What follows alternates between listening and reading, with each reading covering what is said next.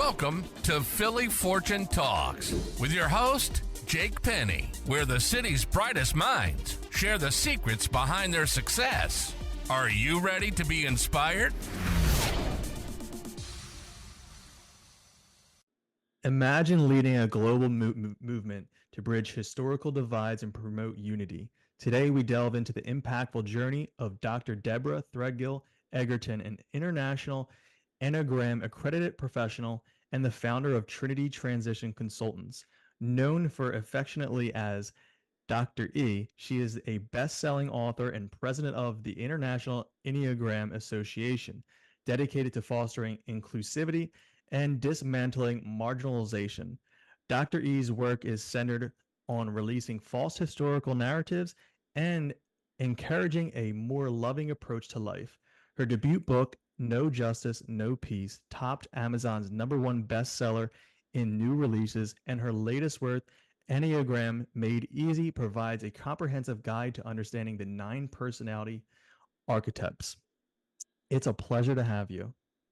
Thank you for coming on board. Thanks for having me here. So Dr. E, your career spans, over 2 decades with a focus on Enneagram and psychotherapy. Can you share what initially inspired you to specialize in this? Well, I became a psychotherapist because I recognized from childhood that I was always fascinated by what people did, and I always wondered what was behind that. Two different people can react to the same situation in very different ways.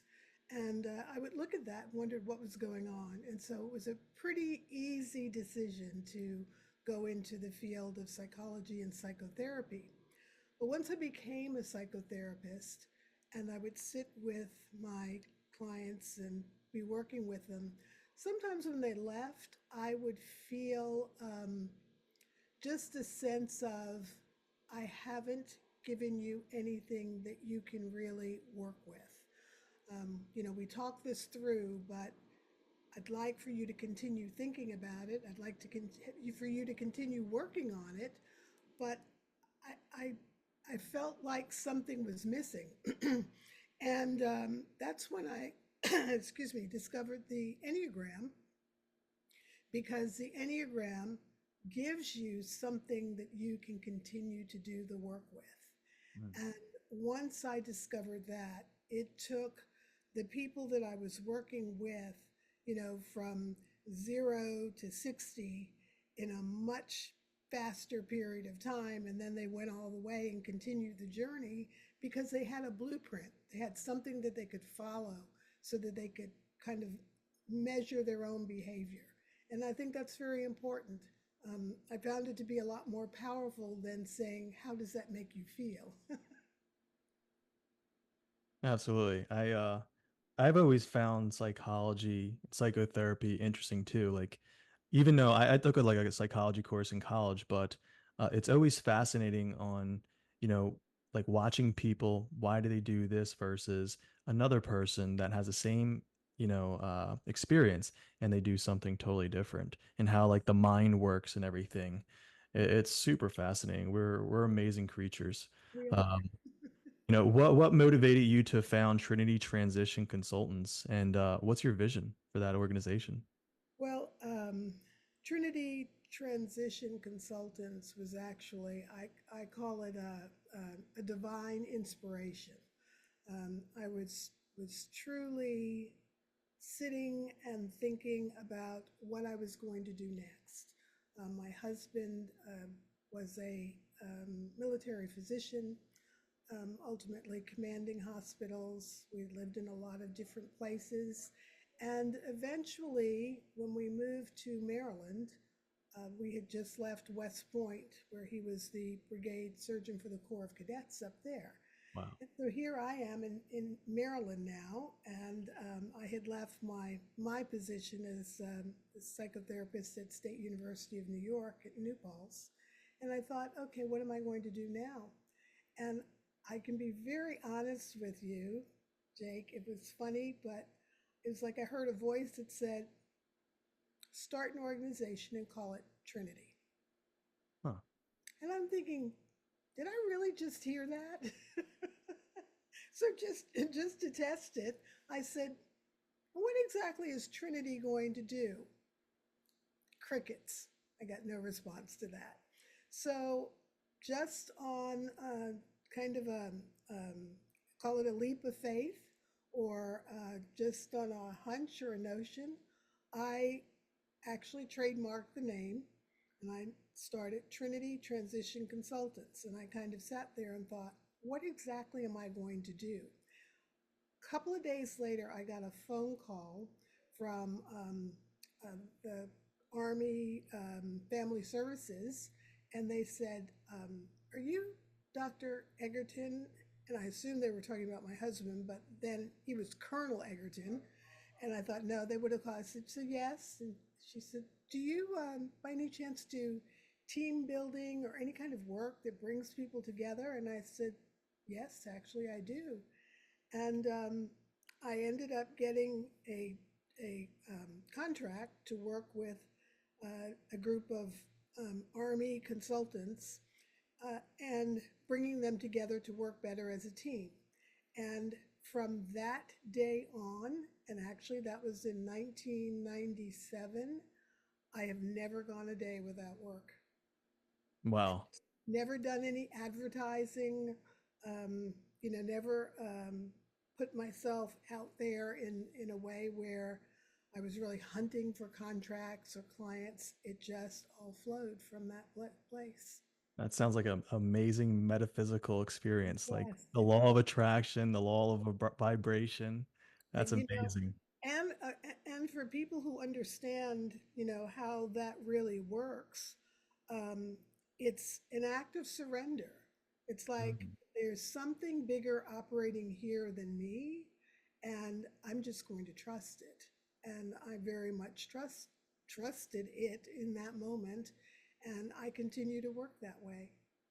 It's almost like the surrender experience by Michael Singer, if you're Yes, familiar with that. yes, very much so. I love Yeah, Mike. the temple of the universe and everything. I was down there for a week last year, and it was an awesome experience. Yeah, he's amazing. So your book, No Justice, No Peace, and the Enneagram Made Easy have been super successful. What key strategies do you use to ensure their impact and their reach? Well, the main thing that I do is things like this. I will come on and talk to people on podcasts. I've been very fortunate. I've been on some wonderful podcasts, yours included, but, Gabby Bernstein, Dr. Mindy Pels, Nancy Levin, podcasts that a lot of people really listen to and have eyes on. And I I show up at people's book clubs. They'll send me something and say, we're using your book this month. And if it's in my schedule, I'll actually pop in and do a surprise, Zoom appearance. And I do this work in organizations as well. There are many leaders of organizations now who are not afraid to take um, the path of looking at what are our core values and are Mm. we really living them? And that is so important because in so many organizations you go in and there's a mission statement on the wall and nobody even remembers what it is.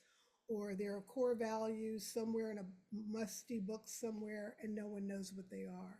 So my work involves helping people bring that up off of the page and bringing the core values and making sure that they're aligned with, say, the leadership team's vision, and that there's integrity, inclusiveness, and celebration and appreciation and acceptance going on in an organization. To me, those are the hallmarks of success.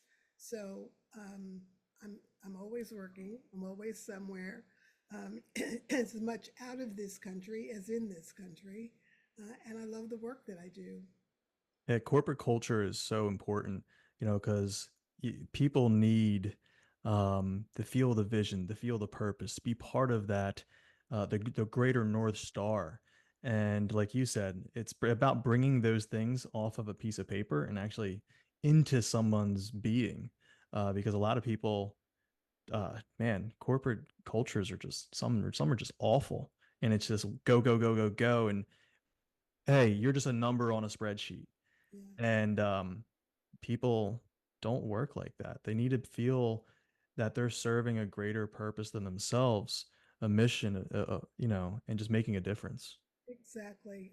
And I think now, uh, particularly where we are poised in history at this point in time, I often say to people, one of the things that you want to try to do is examine your beliefs and your behaviors and your values, and remember that at some point someone's going to be looking back at where you stood. Those who go on after whether it's your children, your grandchildren, your family lineage, you want to fall out on the right side of history or the good side of history. So paying attention to how important small actions can be, because the individual mindset and the individual actions actually add to the collective attitudes and behaviors of the entire world. So there's no action, no behavior that is too small or that should be ignored. It should be recognizing that I am part of something much larger. I am part of all of humanity. So if I choose to behave in a way that is harmful, even to myself, I'm also harming all of humanity. So, Right. it's all energy. It is all energy. And so the sooner people understand that, the more they come around to realizing that they matter, they matter. Yeah, absolutely. I look at it as like we are the highest form of our creator, and it's like we're all connected to divine presence or whatever that thing is that you believe. We're all interconnected through something greater. And yeah, when you hurt yourself, you're definitely hurting other people around you. So don't be selfish. That's true. And the thing that often, and this is very much reflected in No Justice, No Peace, it's the reality that you cannot commit acts of atrocity or acts of any unkind nature to someone else and not realize that you're also hurting yourself by doing that. Hmm. It's because of that universal connection that we have. And many people are not aware of it, many people don't believe in it, but we are all connected. If you when scientists drill down into our DNA, we are 99 point, 9999% the same, and yet we create these divisions that are false. They're really not divisions that have merit or value. They are divisions that are man-made and they're harmful. So the sooner we move away from that, that's one of the reasons that the Enneagram is fascinating, because it takes us down to our core, to our essence, and we find within those 9 personality archetypes that we each embody one of them. We have all 9 in us, but one is the dominant one. And they're universal. No matter where you go, you will find that people have one of these archetypes that leads. And so when you put 2 people together, say a CEO of an organization and say someone who's a maintenance person, and when I work with them and discover they have the same personality archetype, when they begin to have a conversation, what happens is they begin to talk about how life works for them, what their values are, how they raise their children, what really annoys them. And the hierarchy and everything that's external starts to fall away, because at the core, the way that they believe or the way that they navigate the world is so very similar. Hmm. It's eye-opening to people. Yeah, I mean, my father always told me, respect the janitor like you respect the CEO, because they are two of the same persons. Yeah, You yeah, know? Your father gave you some very good advice there. I won't go into an organization and work with just, say, the C suite, just the executives. I always say I work top down, bottom up at the same time. And then we meet in the middle, so that no one feels the executives are getting all the special treatment and we're getting nothing. Everyone is learning together and growing together. And by the time we get to the middle, there's a great, energy that's beginning to happen where people are saying the organization is truly changing. Right. Absolutely. How has your experience as president of the International Enneagram Association influenced your leadership style? Oh my God. For one thing, it is one of the greatest honors of my life to be sitting in this position because the Enneagram is all over the world.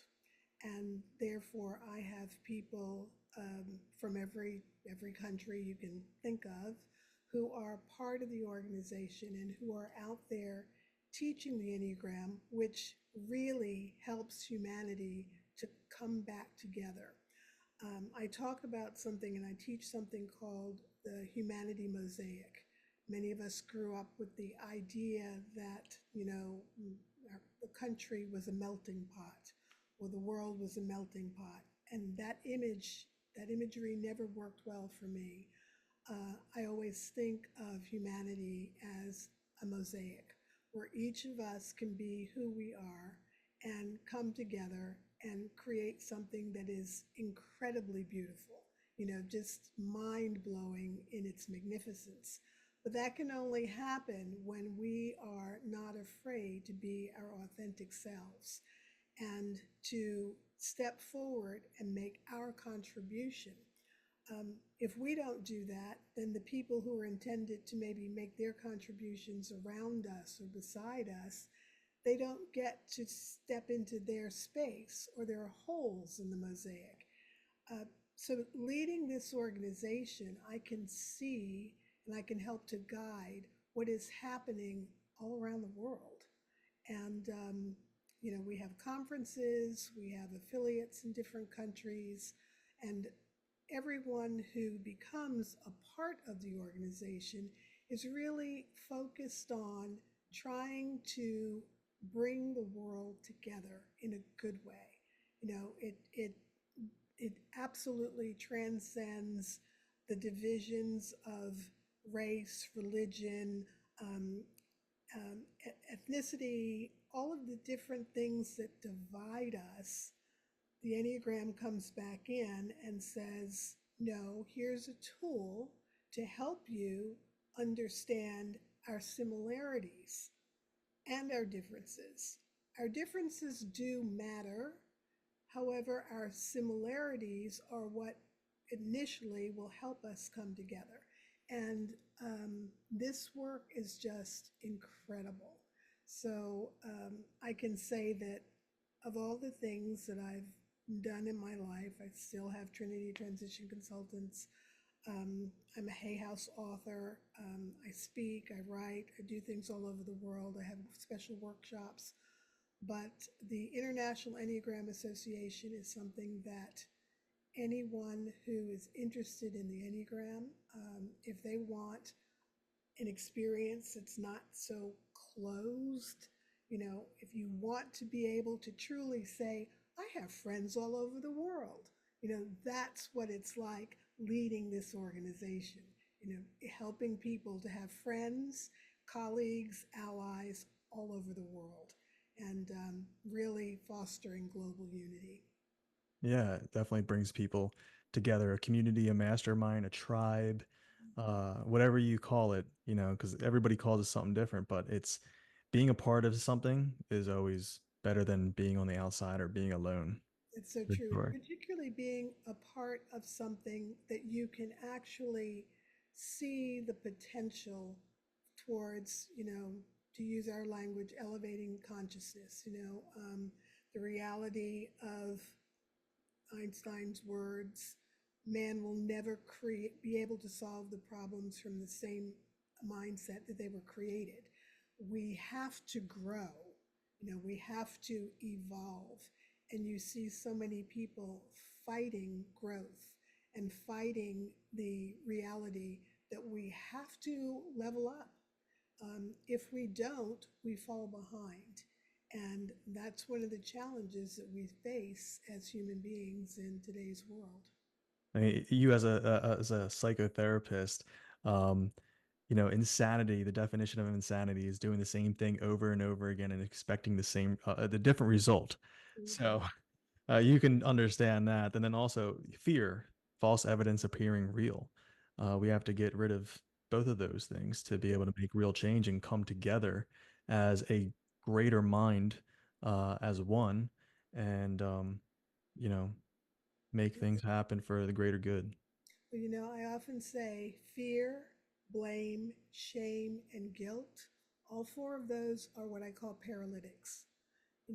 They keep you from actually stepping into right action.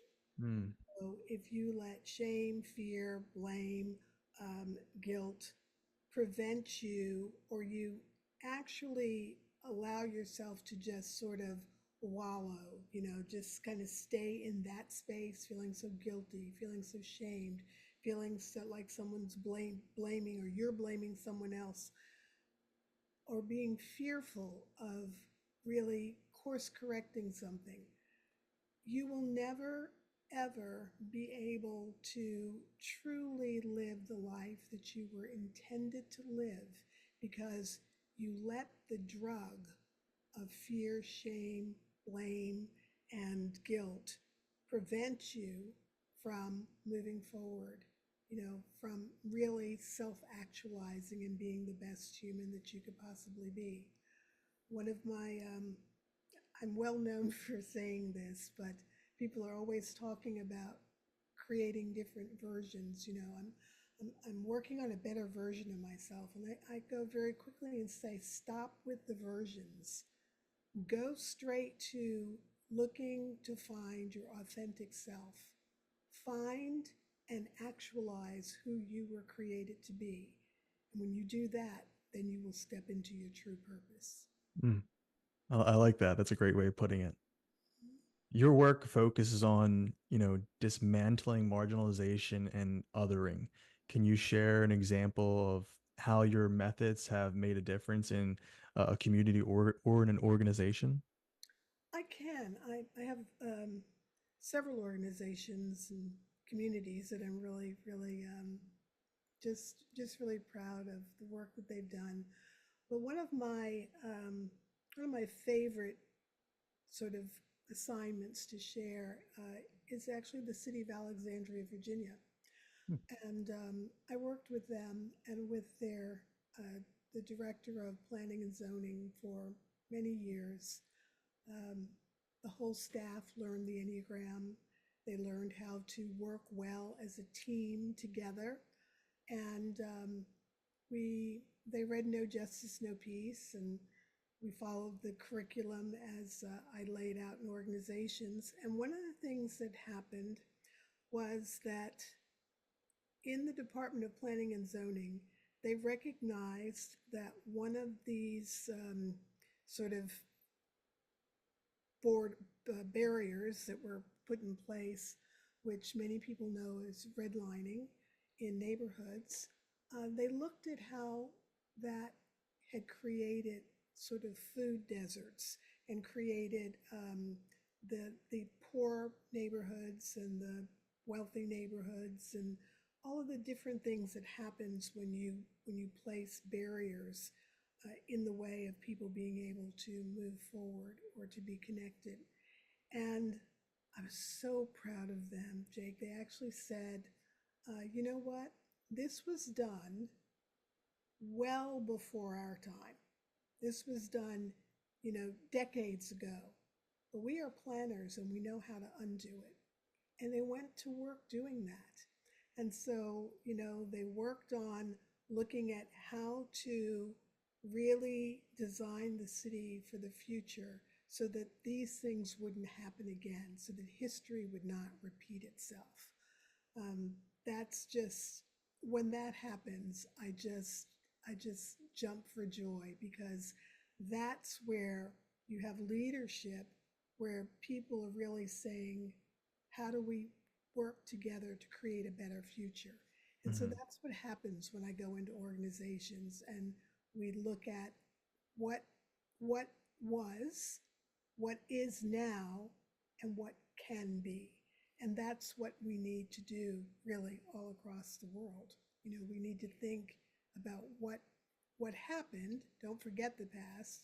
Look at where we are in the present, but position ourselves to do what we can in the present to create much better conditions in the future. I totally agree.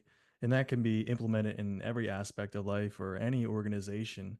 Absolutely. Just put a target on it and say, hey, this is what was it? What is it now? And what can it be in the future? And that's something, me and my wife have done in our business in the affordable housing space and HUD, VA, community action agencies providing amazing housing and getting rid of all the slumlord mentality stuff and giving people a fresh start, beautiful custom homes in those lower end neighborhoods. And because everything also starts in the home. So it's like if you give people a really good home and something they can enjoy and they feel good about, a lot of other things start to manifest in life. Exactly. Yeah, I knew I liked you for many reasons. I wasn't sure what they were, but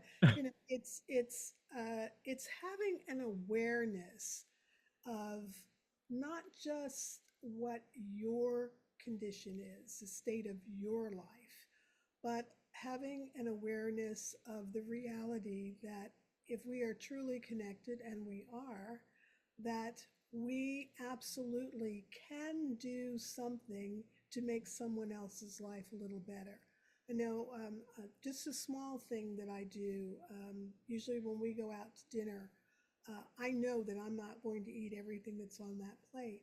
So I will request that maybe half of it gets boxed up separately. I'll eat what I'm going to eat, and then I'll take that bag out with me. And when I see an unhoused person, and we use that language now, unhoused rather than homeless, just because um, it's more respectful to Hmm. recognize that everyone had a home at some point, but now they are without that and they are unhoused. And rather than take that home and let it sit in my refrigerator and grow fuzz, I'll just, the person may be sleeping and I'll just put it down next to them, um, just knowing that when they wake up, they're going to have something to eat in that moment.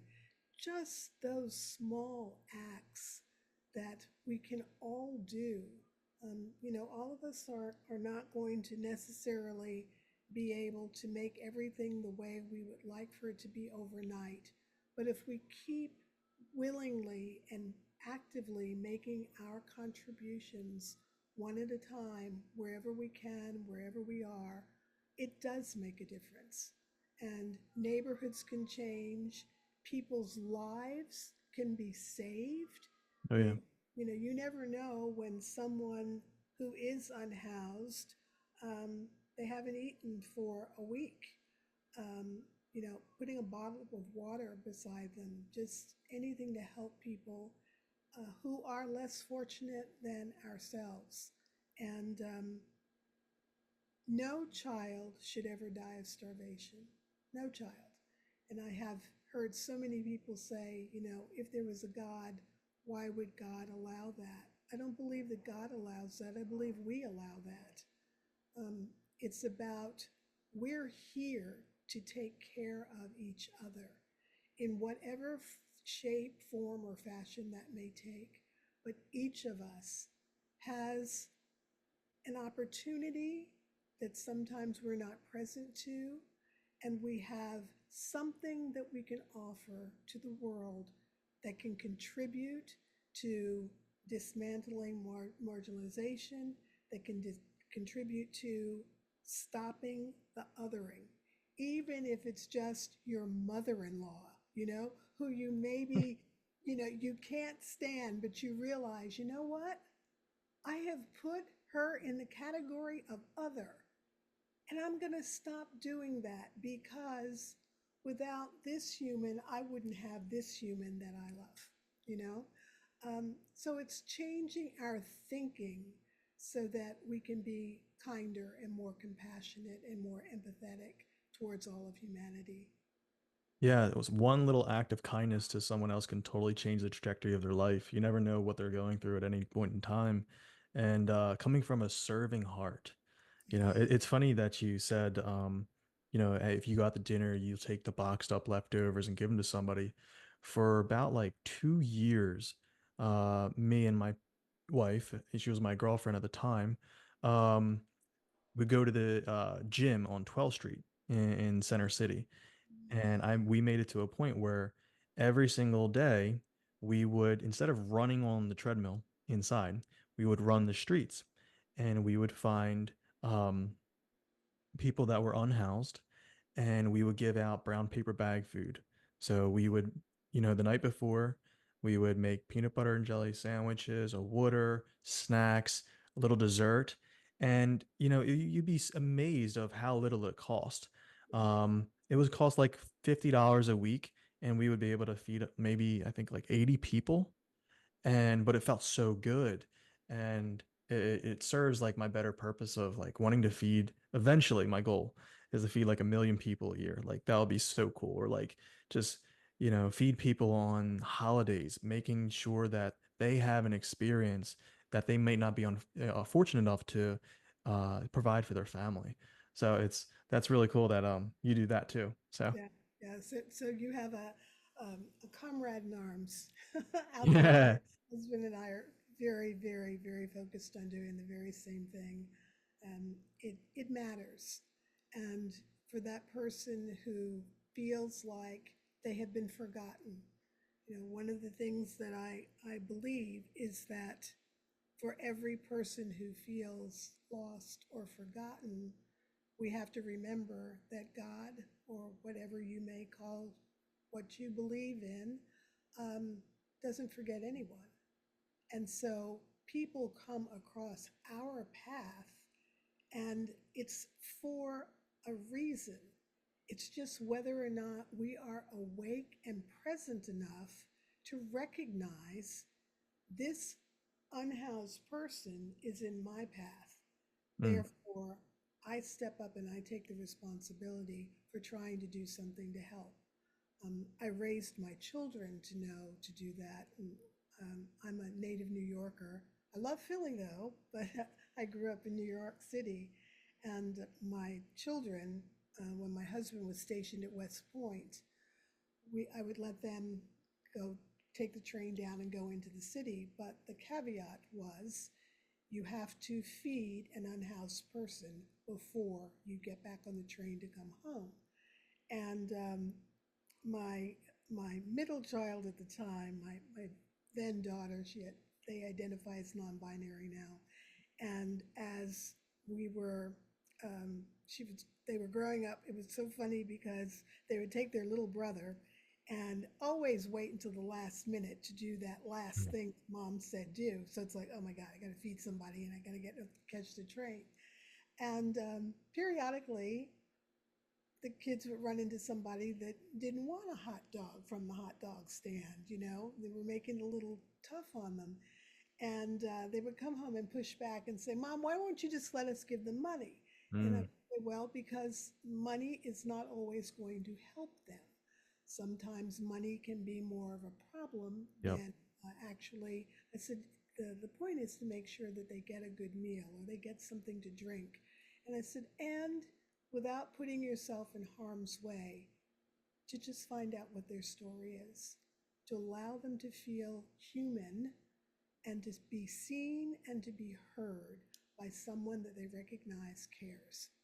And I'm very happy that I taught them to do that because they are all very mindful of that. They're grown now, and I have grandchildren as well. But they grew up knowing that it was part of their responsibility to look at those who have less and to be able to do something to contribute. Yeah, absolutely. That's amazing. Um, I did get kickback as well when I was doing it. And yeah, you would have someone that would be very aggravated and upset with you if you do not give them money. And you would just have to respectfully decline. And I would offer to go to the place of their choice and buy them the food or the drink that they wanted. And from there, if they still progressed, I just removed myself, left the bag of food by them, respectfully said goodbye, and kept on with my mission for the day.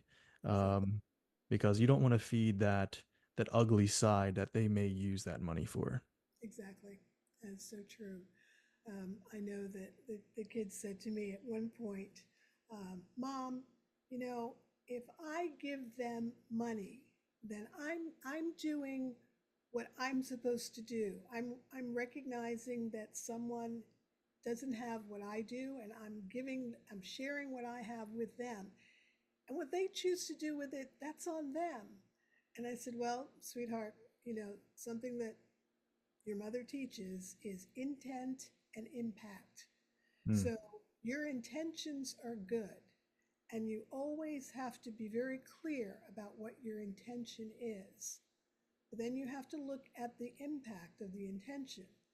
And if the impact is not a good one, you also take responsibility for that. I said, you don't get to see what they may do with that money. I said, but if you take someone and you sit them down, and I just have had some amazing experiences talking to people who are unhoused. But I said, then you know that the impact was that that person had a meal for that day. So your intent and your impact were aligned, Right. as opposed to you give them money, they collect a little more money, and maybe they buy drugs, or maybe they buy alcohol, and maybe that's the last drink that they have, and it puts them in the hospital. But they don't get admitted to the hospital because they're unhoused, they have no insurance, on and on and on. So wherever you can align your intent and your impact, and you can see that the impact is what you wanted it to be, then that's carrying it all the way through, as opposed to just taking it halfway. I like that. Having alignment with the ultimate impact you want.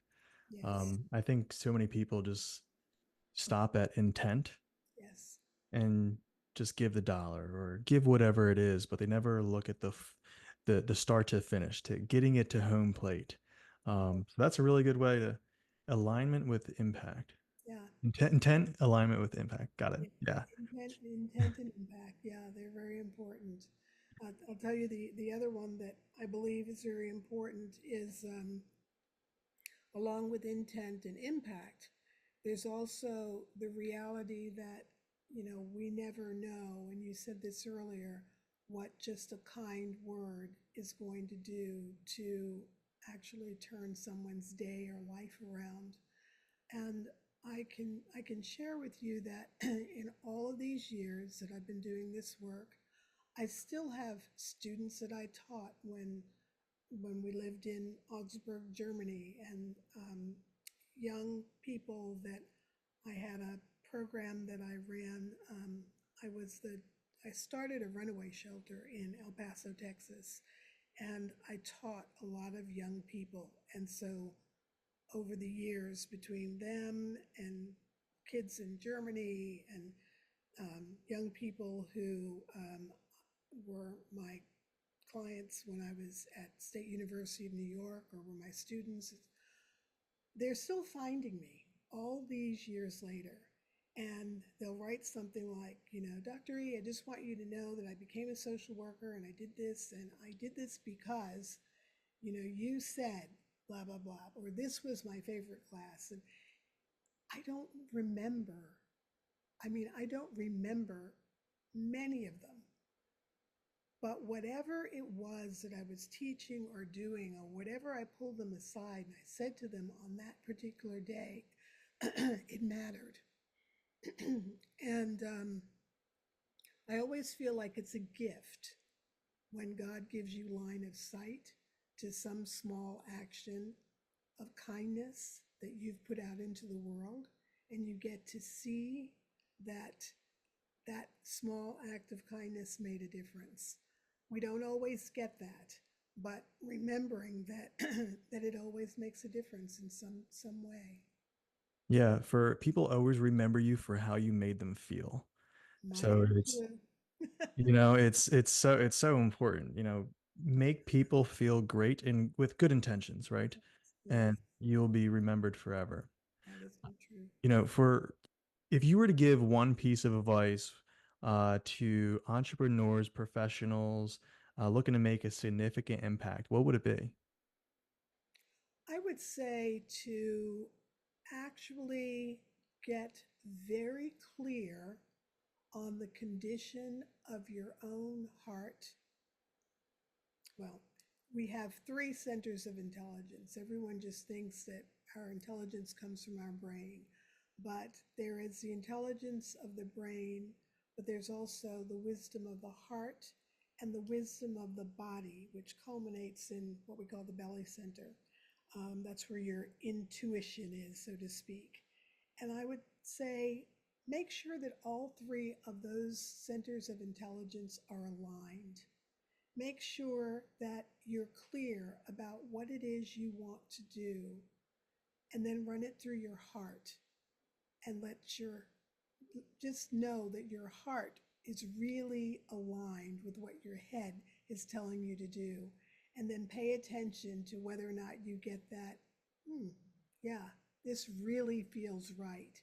So it's an alignment and using all of the wisdom of your being and not just cooking up ideas in your head and then going off with them.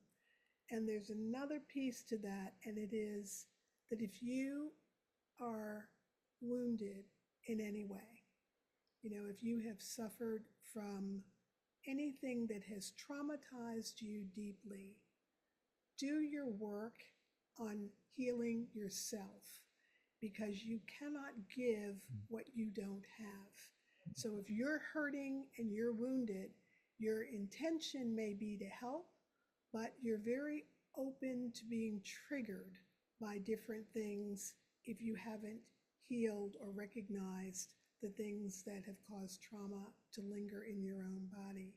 So heal yourself, pay attention to healing yourself and loving yourself first, because if you're going to enter into taking other people on a loving journey, you cannot take people where you have not been. So that's what I would say to entrepreneurs who are trying to go out there and do something in the world. Doctor, yeah, it's been an absolute pleasure. I can't wait to get this insight out to the world because, you are making an impact with the many and the individuals. So for somebody that wants to learn more about you, learn about your work, what's the best place for them to go to? The best place is Deborah, spelled the biblical way, Deborah, Egerton, EGERTON.com. They jump on my website. They can find anything they want there about me, and there's an Enneagram quiz there if they're curious about their Enneagram type. And there's lots of videos, and I'm on YouTube, I'm on Instagram, Facebook, all the things, but the website brings it all together. Awesome, Deborah, Dr. Deborah, Dr. E. It's been a pleasure. Thank you for coming on. Thank you, Jake. Thanks for tuning in to Philly Fortune Talks with Jake Penny. Inspired to share your success story? Visit phillyfortunetalks.com/guest and let's inspire together.